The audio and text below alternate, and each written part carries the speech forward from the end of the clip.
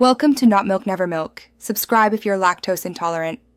In this video, I will explain how to make Caesar salad dressing. To begin, gather your essential ingredients.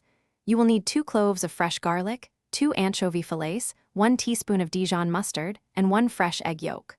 Also, have ready 2 tablespoons of fresh lemon juice, 1 teaspoon of Worcestershire sauce, and 1/2 cup of a good quality olive oil.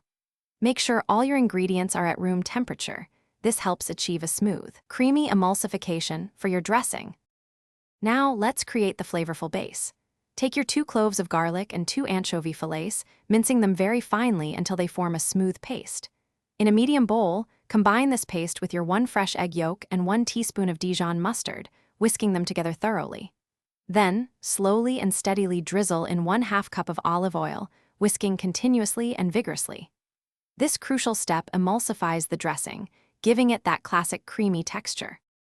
With your creamy base established, it's time to perfect the flavor profile. Add 2 tablespoons of fresh lemon juice and 1 teaspoon of Worcestershire sauce to the mixture, whisking them in completely.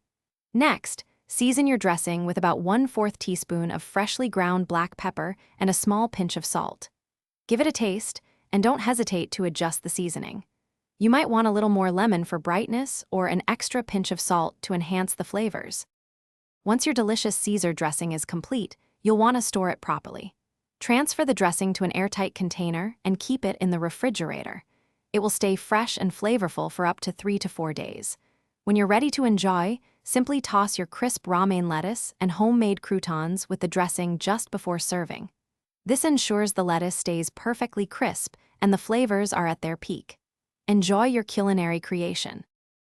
Thanks for watching. If this was helpful, leave a like and consider subscribing. See you next time.